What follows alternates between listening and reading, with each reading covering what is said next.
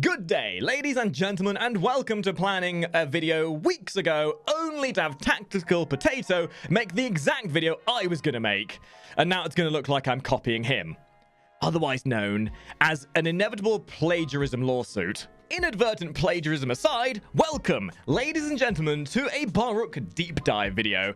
The start of a series of videos where we're going to use the helmet system a bit like a pick and mix candy store, combining frames with abilities and seeing just how strong they can become. First and foremost, you all by this point probably know that I hate making build guides, as I want people to use their initiative and explore their own paths. But for the sake of giving you a benchmark, see this video as kind of an inspiration and demonstration of what can be achieved with the new systems, and whatever I show you is merely what works for me. And in that respect, I absolutely encourage you to innovate and explore things in your own merit to see what works for you. But you know what else works for you? Following my Twitter and Twitch. There'll be links down in the description down below. And if you want to keep up to date with the stream, my Twitter's the best part for that. And if you want to keep up to date with streams and actually take part in these videos that we record, then there'll be a link to my Twitch as well. Join in for daily streams. So, Baruuk, if you're watching this video, I'm going to assume you have some understanding of the base workings of this frame, who's basically the equivalent of that one guy who turns up to a fight, tries to calm things down, but then it turns out he brought a nail-covered baseball bat along with him for safety reasons. He's a good guy, honestly. He's not fighting, he's just diffusing the situation with mass murder. What I'm trying to say is, go watch the Helmet and Baruuk beginner's guide I made before watching this one, so you know what the hell you're walking into. Furthermore, I'd like to give credit for this video to Ragingterror. He helped me a lot with the theory crafting of this bad boy in terms of builds and general playstyle, so definitely go give me a look. I'll have a link to his channel down below as well. Baruuk is unbelievably powerful by his default standing, and I've mained Baruuk since he was released. And it's kind of weird to see how underrepresented he is in the global player base, with apparently me and Meabite being the only people in the entirety of this game who apparently main Mr. Pacifist over here. Baruuk's playstyle relies on the tempo of how active you are with your abilities, and has always been one of the most endearing parts as to why people play him, as he offers not only insane crowd control, but insane DPS through his Serene Storm Exalted weapon, as well as also undeniable survivability through damage mitigation from always having your abilities active, to even letting bullets pass through you with your Elude ability. So with that being said, how could you possibly improve this? Well, sit back, strap yourselves in, because we're about to become professional pacifistos. That didn't mean to sound quite so lewd. Oh well. By default, Baruuk is a great all-rounder of a frame, and simply relies on tempo of play to allow his potency to excel. With the builds and subsuming methods we're about to show you, we're going to end up with a frame that basically becomes a Super Saiyan god, and will make the Steel Path look like that one kid that turned up to a gunfight with a fleshlight. I apologize for all these analogies, but I have my mind elsewhere apparently. In today's video, we're going to demonstrate two subsumed abilities that can help turn Baruuk from a strong frame into a frame that might as well have a delete enemy button as part of his kit.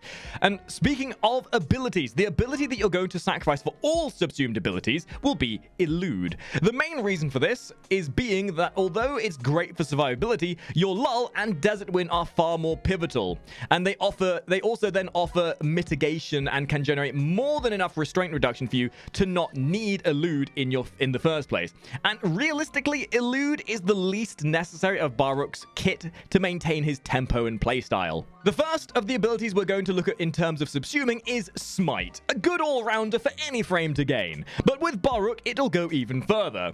Along with its augment Smite Infusal, which for those who are not in the know, allows you to buff yourself and allies with bonus radiation damage.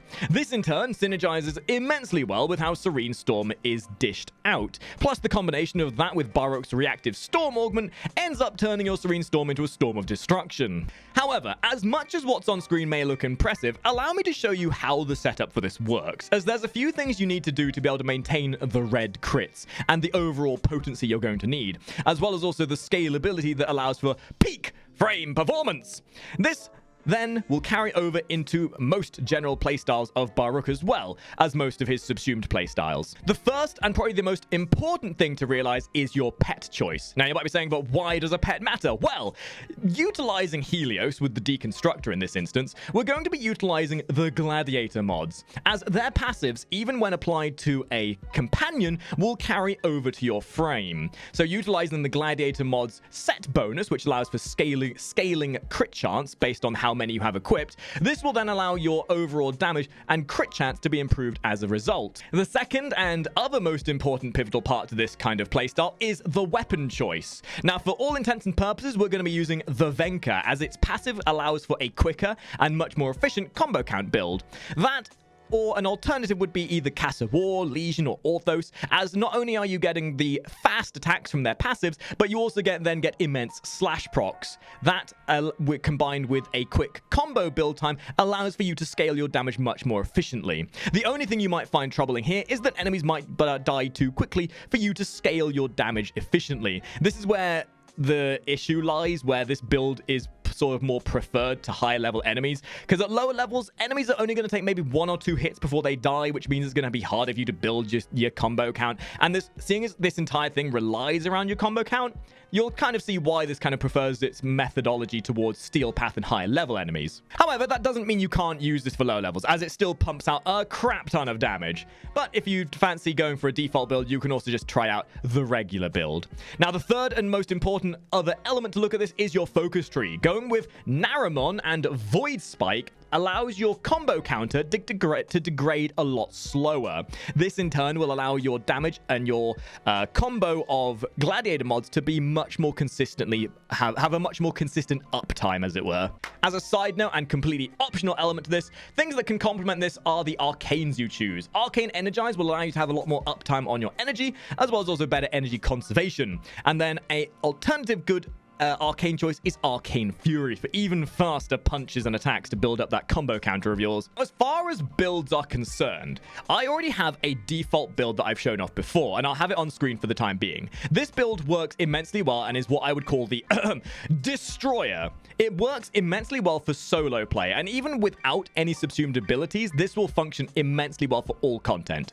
But what we then do to make it work for subsuming is to add the augment from the subsumed ability. We then replace that for stretch, as you don't necessarily need the range to be able to up your restraint as it is. And if you don't have Umbral Formers to put Umbral Vitality and Umbral Intensify on, you can simply replace them with their regular variants or Gladiator Resolve if you so choose, and still have more than enough power strength even with those reductions if you can't put the Umbral mods on there. Seeing as most of our build is based off of power strength, this then helps complement the power and scaling from the abilities we subsume, which 9 out of 10 times will rely on power strength to get the most potency out of them. So once you have all these fundamentals in place, the playstyle is pretty self-explanatory, especially if you've watched my beginner's guide. Activate your 3 at all times, then, and this is the fun part, dive headfirst into hordes of enemies. The more, the better. The more bloodthirsty you are, the more effective your playstyle will be. You'll find that this kind of power works better on maps where there are a constant stream of enemies flowing towards you, such as defense or survivabilities, but does more than well enough in other mission types too. Due to the low duration, we are going to be able to spam our lull over and over again to generate a decent amount of restraint reduction, and that can be done rather frequently. We then mash whatever melee weapon we have, and utilizing Naramon's Void Spike, whatever else we have to maintain our combo counter. The point here is you want to get that combo counter up as quickly as possible, and utilizing Venka, you'll get to a 13 times combo counter, and then relying on Naramon's Spike to keep that up. You will occasionally need to dip out of Serene Storm mode so you can keep it up at 13 times, but this is where the Void Spike really plays its own dividends, as it'll mean that your combo counter will degrade at a point ratio rather than being completely lost when your combo counter runs out. Then, when you feel comfortable with your restraint reduction, we then hold our 1 to self-cast Smite Infusal, upping our radiation damage. Then activating our 4, and at that point, ladies and gents, we can then watch the world melt around us. all the while still using our 2 and 3 to maintain restraint reduction and damage mitigation. And remember to always be recasting your Smite and Fusel when it does drop off. The only negative to this is remembering to recast everything, and it can be quite energy hungry as well. But with some practice and refining, even with a lower end level of modding, you'll find the destruction you can dish out very, very satisfying. Now, our second build relies on the same notions we mentioned with Smite and Fusel, but instead of using Smite, we replaced that with Valkyr's Warcry. And utilizing Eternal War, you will now have an ability which slows and weakens enemies, increases your attack speed, and also your armor. And when we apply that to Serene Storm, well, that's where we can start playing some initial D in the background as we start cruising around murking absolutely everybody. Bonus time! As an extra Funky Town build that's not necessarily correlates to the main builds we were talking about, just as an additional thing, you can use this Corrupted Charge build to have an innate 2x combo count on your Serene Storm. And although it'll mean your scalability is a bit guffed, you will actually be able to deal higher initial damage because of it. And comboing that with heavy attacks, you'll possibly even see crits of upwards of 6 million. With the right build, of course. This is a bit of a niche build, but still complements the subsuming we talked about previously, and acts as an interesting alternative for those who like big numbers. And I can assume, seeing as we're all playing Warframe, that we all like seeing big numbers. But I'd still say for the consistency to start with the aforementioned builds first. This is one you can then try out for the memes of it later if you so choose. The only difference being is that you're not going to see your combo counters staying higher, and you're not going to see things scale as infinitely well. It's just at the lower level you'll see much more potency. So with those 2.5 builds demonstrated, hopefully this will be something you'll find informative and useful to get maybe more of a reason to use Mr. Baruuk boy over here.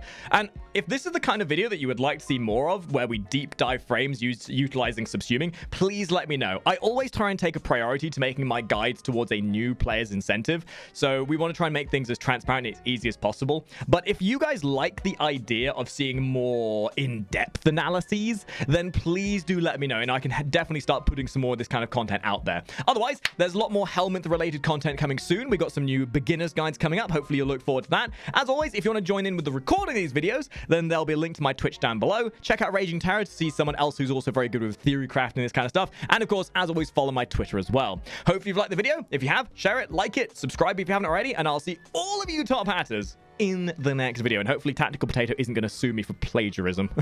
Anyway, ta-ra!